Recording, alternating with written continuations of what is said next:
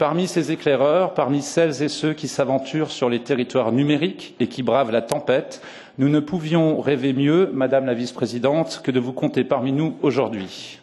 Madame Sylvie Guillaume, c'est votre deuxième mandat de députée européen. Vous êtes vice-présidente du Parlement européen pour la politique d'information, la presse et les relations avec les citoyens et pour le registre de transparence. Vous avez près de 7000 fans sur Facebook, près de 6000 followers sur Twitter. Vous êtes très active sur les réseaux sociaux. Vous avez notamment posté une vidéo en réaction à l'élection de M. Donald Trump le 9 novembre et vous êtes revenu pour répondre aux commentaires qu'ont laissés les internautes sous votre poste. Je suis heureux et honoré de vous donner la parole. Merci. Moi, je suis un peu inquiète de tout ce que vous avez dit. C'est tant de louanges que je ne suis pas certaine de mériter. Mais oui, je fais partie de ces expérimentateurs parfois pathos des nouveaux médias. Je me plante forcément souvent. Mais en même temps, je me dis que j'aurais essayé, que c'est déjà ça, et que j'apprendrai peut-être encore aussi dans ce monde digital qui a, vous avez dû certainement le dire, un peu comme un mantra depuis le début de vos travaux, monde digital qui a envahi nos vies, qui a aussi envahi les vies d'un certain nombre de parlementaires, puisque nous utilisons ces outils numériques pour communiquer, bien sûr, mais aussi pour travailler, pour consommer, pour déplacer, pour nous divertir. Peu de gens, évidemment, se passent d'un smartphone, excepté les imbéciles dans mon genre qui achètent un Galaxy Note 7 au moment où celui-ci explose dans les ascenseurs ou dans les avions. Et évidemment, il fallait que ça arrive à quelqu'un. Ça a été mon cas. Du côté du Parlement européen aussi, on n'a pas de doute sur la nécessité de s'inscrire dans le mouvement que je décrivais brièvement, pas celui de Samsung, et en particulier donc dans les réseaux sociaux. En termes de présence, quelques chiffres pour illustrer mon propos. S'agissant des outils du Parlement, c'est Snapchat, 16 000 suiveurs, followers. Facebook, plus de 2 144 000 personnes qui aiment la page du Parlement. Twitter, c'est plus d'1 110 000 followers également pour les comptes qui sont tenus par l'administration. Et Google+, plus de 118 000 personnes qui suivent la page. Donc, en tant qu'institution, nous voulons vraiment aller en direction à la rencontre des citoyens européens, là où ils se trouvent, et aussi par ce type de médias. Il y a une volonté que je voulais signaler, et vous faites partie, évidemment, monsieur, de cette volonté collective. Et il y a aussi, évidemment, un impact sur les nouvelles générations. Il y a plein de choses qui se disent sur la génération dite Y, mais notamment qu'elle s'interroge sur les grandes doctrines, sur les grands courants de pensée. Pour les Français, 74% d'entre eux, c'est-à-dire des 18-24 ans, je veux le signaler un peu comme en miroir, 74% d'entre eux, donc, se sont abstenus aux élections européennes de 2014. C'est un fait qu'il faut aussi avoir en tête.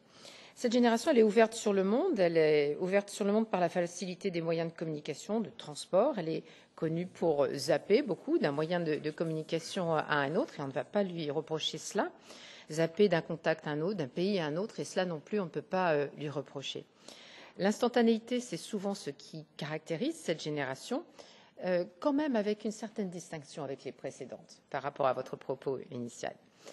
Le rapport avec un parti politique, une ligne politique, un responsable politique ne va pas forcément de soi pour cette génération. Elle est, je crois, sensible, elle semble plus exactement sensible et encline à prendre des positions selon les circonstances, selon les moments, selon les forces en présence. C'est aussi quelque chose qu'il faut avoir en tête pour agir.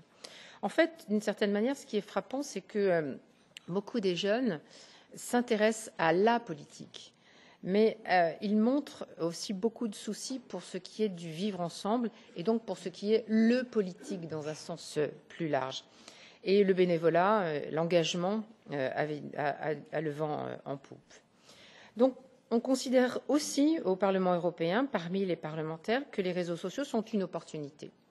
puisqu'une grande part de la jeunesse considère ces réseaux sociaux comme vecteurs de démocratie. Ils sont grands utilisateurs du web, des réseaux sociaux. À 46%, les jeunes Européens considèrent que les réseaux sociaux en ligne représentent un progrès pour la démocratie parce qu'ils permettent à tous de participer au débat public. Les réseaux sociaux sont donc pour nous aussi une cible. Je le disais tout à l'heure, beaucoup des 18-24 ans utilisent les réseaux sociaux comme première source d'information. Ils sont 28% à être dans ce cas. Et 100 millions de personnes utilisent Snapchat quotidiennement. Les réseaux sociaux sont donc un lieu où nous avons l'opportunité, où nous avons une ouverture pour rencontrer des jeunes, mais pas toujours n'importe lesquels, ou tous plus exactement. Les élus ont déjà tendance aussi à utiliser, enfin j'espère que cette tendance ira en grandissant, ont tendance à utiliser les médias sociaux. En 2015, une étude a été menée parmi les élus et on a noté que 61% des eurodéputés écoutent quotidiennement des conversations, lisent des conversations dans les médias sociaux. Quelques-uns y participent aussi activement. 88% des parlementaires sont sont présents sur Facebook. C'est quand même 663 membres qui le sont. 76% sont actifs sur Twitter, c'est 572 personnes, et 28% maintiennent une présence sur LinkedIn. C'est un réseau qui progresse beaucoup. Et 80% d'eurodéputés, et là je dirais seulement, disposent d'un site web personnel. Mais ces outils, d'une certaine manière, c'est une question que l'on peut aborder, ne seraient-ils pas dépassés dans la mesure où ils conduisent déjà à s'adresser au même type de public, sans réussir à toucher d'autres groupes, et notamment d'autres groupes parmi les jeunes. Donc, nous considérons que ces médias sociaux sont devenus des médias de choix dans la communication des eurodéputés en ligne, qu'ils vont toucher. Nous allons essayer ainsi de toucher les militants, les sympathisants sur ces réseaux sociaux. Nous allons essayer également de toucher des journalistes et des experts, ceux qui s'intéressent, mais qui s'intéressent déjà d'une certaine manière aux questions européennes et à la politique. C'est donc une limite, une sorte de limite qu'il fallait signaler. Donc, réseaux sociaux considérés comme une opportunité, une ouverture, mais aussi quelquefois un risque, puisqu'il n'y a évidemment pas que des aspects positifs à ces réseaux sociaux. Vous avez évoqué tout à l'heure des enquêtes et des articles qui ont été développés à la suite des élections aux États-Unis.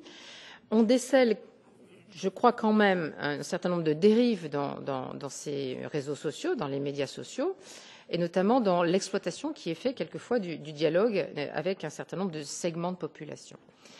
Si on prend par exemple la question du référendum britannique, dans cette campagne, dont je crois que vous allez parler plus tard, donc vous allez être beaucoup plus précise que je ne le suis, il y a eu, je crois que ça peut constituer un exemple assez important. Si la vérification des informations, ce qu'on appelle le fast-checking, ne devient pas virale sur les réseaux sociaux, alors que les affirmations, elles, le sont, et qu'elles soient d'ailleurs vérifiées ou pas.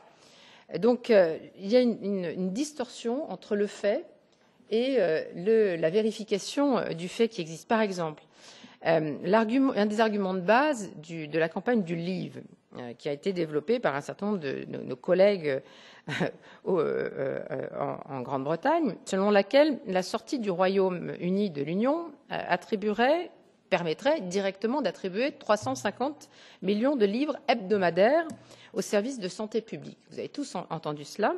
Cette possibilité a été démentie, je crois, dès le lendemain du référendum par les deux personnalités qui avaient été les plus actives sur ce sujet.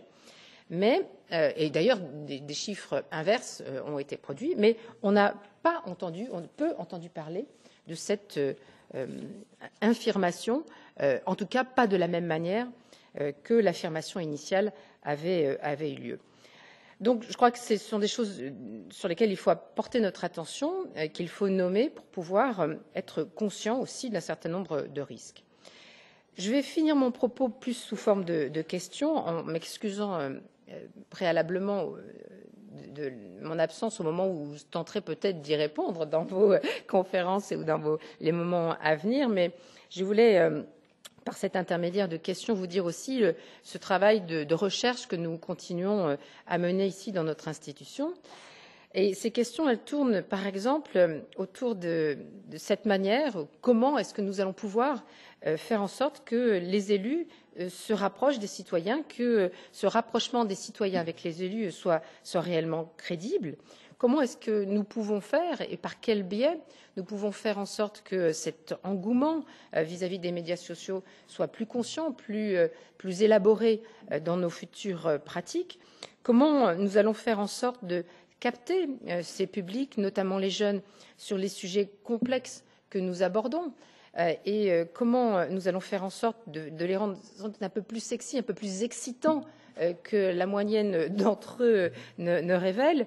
Comment nous allons faire en sorte aussi de travailler à empêcher un certain nombre de désinformations qui sèment beaucoup de troubles et de doutes chez chacun au moment où le populisme et la désinformation ont le vent en poupe, et comment on fait en sorte de ne pas se limiter à certains médias traditionnels pour servir de plateforme à des débats approfondis qui ne touchent qu'une partie des citoyens. J'espère que vous aurez l'occasion d'aborder ces sujets, de nous aider à apporter aussi des réponses à ces questionnements. En tout cas, je ne doute pas que le côté punchy de la présentation initiale permettra des échanges fructueux et des échanges également très intéressants. Merci beaucoup en tout cas de m'avoir donné l'opportunité d'apporter ces éléments. Merci à vous.